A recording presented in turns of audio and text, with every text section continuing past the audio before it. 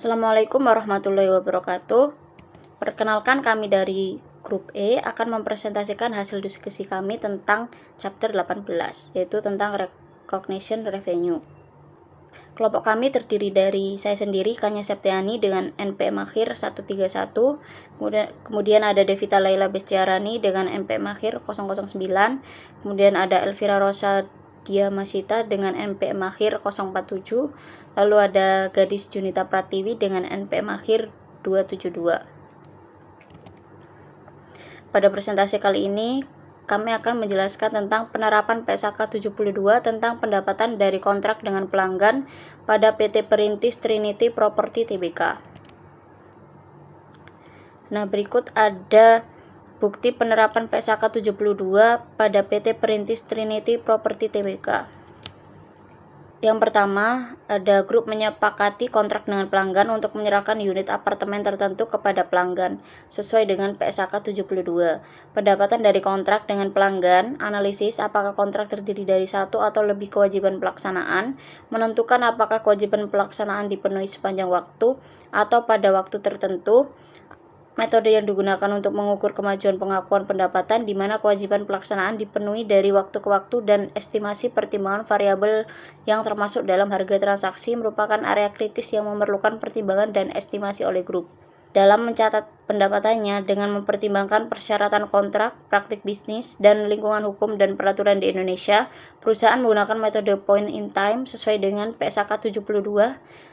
Dengan metode ini, semua pendapatan dan laba yang terkait dengan penjualan persediaan real estate diakui hanya setelah penyelesaian proyek dan ketika kewajiban pelaksanaan dipenuhi dan kendali dialihkan kepada pelanggan.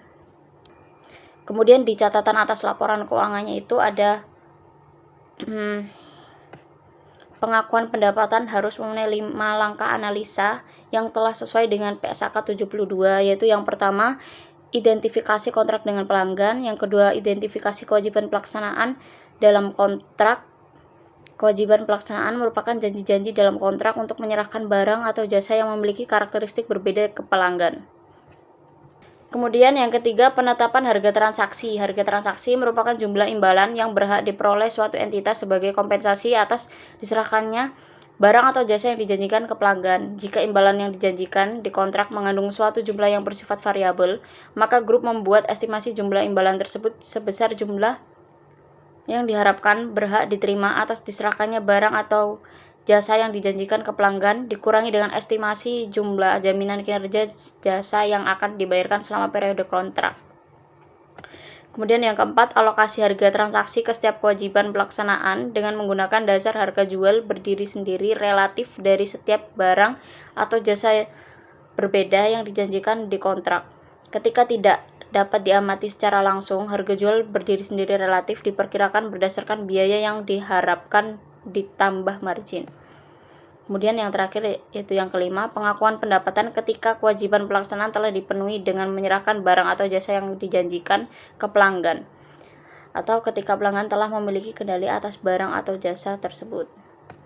Nah, kewajiban pelaksanaan itu dapat dipenuhi dengan cara sebagai berikut. Yang pertama, suatu titik waktu, umumnya janji untuk menyerahkan barang ke pelanggan, atau suatu periode waktu, umumnya janji untuk menyerahkan jasa ke pelanggan. Untuk kewajiban pelaksanaan yang dipenuhi dalam suatu periode waktu, grup memilih ukuran penyelesaian yang sesuai untuk penentuan jumlah pendapatan yang harus diakui karena telah terpenuhinya kewajiban pelaksanaan. Assalamualaikum warahmatullahi wabarakatuh. Saya Elvira Rosa Diamasita dari NPM akhir 047. Selanjutnya, saya akan menjelaskan pengakuan pendapatan dari kontrak dengan pelanggan. Pengakuan pendapatan dan beban lanjutan. Pendapatan dari kontrak dengan pelanggan lanjutan. Pembayaran harga transaksi berbeda untuk setiap kontrak. Aset kontrak diakui ketika jumlah penerimaan dari pelanggan kurang dari saldo kewajiban pelaksanaan yang telah dipenuhi. Kewajiban kontrak diakui ketika jumlah penerimaan dari pelanggan lebih dari saldo kewajiban pelaksanaan yang telah dipenuhi. Liabilitas kontrak disajikan dalam uang muka penjualan dan titipan pelanggan. Untuk selanjutnya ada penjualan apartemen. Pendapatan dari penjualan apartemen diakui pada saat risiko dan manfaat kepemilikan secara signifikan telah dialihkan kepada pelanggan. Hal ini biasanya terjadi pada saat barang diserahkan dan pelanggan telah menerima barang tersebut. Untuk yang kedua, itu ada penjualan jasa. Pendapatan dari penjualan jasa diakui dalam suatu periode waktu di mana jasa diberikan. Untuk kontrak harga tetap, pendapatan diakui berdasarkan layanan aktual yang diberikan hingga akhir periode pelaporan sebagai proporsi dari total layanan yang akan disediakan. Untuk yang ketiga, ada biaya layanan dan pendapatan konsumsi. Biaya yang diperoleh untuk penyediaan layanan selama satu periode waktu tertentu diakrualkan selama periode tersebut karena nasabah secara bersamaan menerima dan menggunakan manfaat yang diberikan oleh grup. Dengan menggunakan metode keluaran pendapatan diakui jika grup memiliki hak untuk menagih pelanggan atas pelayanan yang secara langsung sesuai dengan kinerja yang diselesaikan hingga saat ini. Baik, selanjutnya saya akan menjelaskan tentang pengakuan pendapatan dari kontrak dengan pelanggan, di mana pendapatan dari penjualan aset. Nah, pendapatan dari penjualan aset tetap diakui pada saat penyelesaian proses pendapatan pada saat kendali atas barang telah diserahkan kepada pembeli dan kolektibilitas harga jual telah terjamin. Selanjutnya itu ada pendapatan sewa, di mana pendapatan dari sewa kantor yang dikelompokkan sebagai sewa operasi diakui dalam satu periode waktu dengan metode garis lurus selama masa sewa. Nah, dan yang keenam itu ada penghasilan bunga, di mana penghasilan bunga diakui atas dasar proporsi waktu dengan menggunakan metode suku bunga efektif. Baik, selanjutnya akan dijelaskan oleh rekan saya.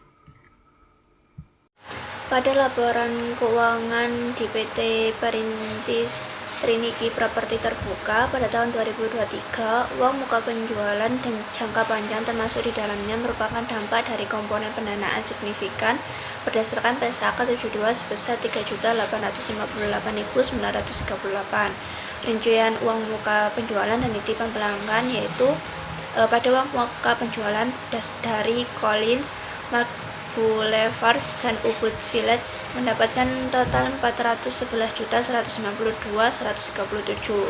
Sedangkan pada titipan pelanggan, pada titipan penjualan dan titipan akta jual beli serta BPHTB totalnya sebesar 26.551.817. Jika ditotal dari uang muka penjualan dan titipan pelanggan mendapatkan hasil 433.733.954. Dan ini dikurangi dengan total jangka panjang dan jangka pendek yang sebesar 441.552.893, hasilnya 3.858.938. Nah, uang muka penjualan itu merupakan uang muka penjualan unit apartemen dan perumahan yang belum memenuhi kriteria pengakuan pendapatan. Sedangkan uang muka titipan pelanggan merupakan penerimaan dari calon pembeli yang masih dapat dibatalkan sewaktu-waktu. Berdasarkan laporan laba rugi tahun 2023, PT Perintis Trinity Properti Terbuka memiliki pendapatan yang telah diakui yaitu sebesar 90.939.339. Ini berasal dari penjualan dan pendapatan pada tahun 2023 yaitu sebesar 82.317.521 ditambah dengan penghasilan bunga sebesar 1.089.189 dan penghasilan lain-lain itu sebesar 7.532.629. Sekian presentasi dari kelompok kami, kurang lebihnya kami mohon maaf. Wassalamualaikum warahmatullahi wabarakatuh.